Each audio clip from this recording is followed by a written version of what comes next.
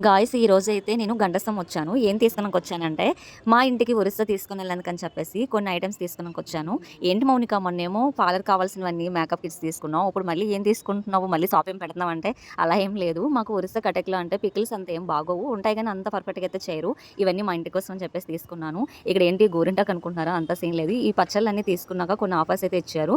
అప్పడాలు, పొడి అన్నీ తీసుకున్నాను. అదే విధంగా మా వాళ్ళకి కావాల్సిన శారీస్ కూడా మంచివి తీసుకున్నాను. నాకు నలుగురు మేనత్తలు, నలుగురు బాబాయిలు, ఒక డాడీ, ఒక పెదనాన్న. అందరం ఒకే ఇంట్లో ఒకే ఫ్లోర్‌లో ఉంటాం కాబట్టి వాళ్ళందరికి కావాల్సినవన్నీ తీసుకున్నాను. మార్నింగ్ నా ట్రైన్ అయితే 8:30 అనమాట. ఔరే ఎక్స్‌ప్రెస్ అయితే 9:30కి వచ్చింది. నేనైతే రైల్వే స్టేషన్‌కి వచ్చేసాను. మీకు తెలుసు కదా! నేనెప్పుడు కూడా ఒరిస్సా ఎళ్ళేటప్పుడు రైల్వే స్టేషన్‌కి వచ్చేసి మా కటక్ అని చెప్పేసి ఏ ట్రైన్ అయినా ఎక్కుతూ ఉంటాను.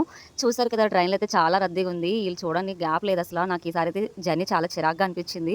ఇక్కడ చూడండి ఆల్రెడీ అప్పుడే గుటకాలకి మొదలుపెట్టేశారు. ఇక్కడ చూసినా సరే అందరూ గుటకాలు తింటూనే ఉన్నారు బాబు. అస్సలు ఆపలేదు. అవి నవ్వులుకుంటూ ఉంటే నాకైతే చాలా చిరాకొచ్చింది ట్రైన్‌లో. ఈసారి ట్రైన్ జర్నీ అయితే నాకంత నచ్చలేదు. అంత పర్ఫెక్ట్‌గా అయితే అనిపించలేదు. కానీ తప్పదని చెప్పేసి, ఏమందని చెప్పేసి బయలుదేరాను.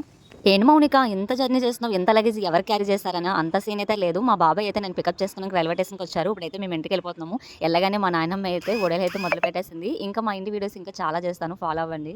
మౌనిక మీ సైడ్ దొరకవంటే లేదండి. మా సైడ్ టేస్ట్ వేరేగా ఉంటుంది. ఒరిస్సాలోని పికిల్స్ వేరేగా చేస్తారు. ఆంధ్ర పికిల్స్ వేరేగా ఉంటుంది. అక్కడికి ఇక్కడికి చాలా తేడా ఉంటుంది. అందుకనే తీసుకొనెళ్ళాను.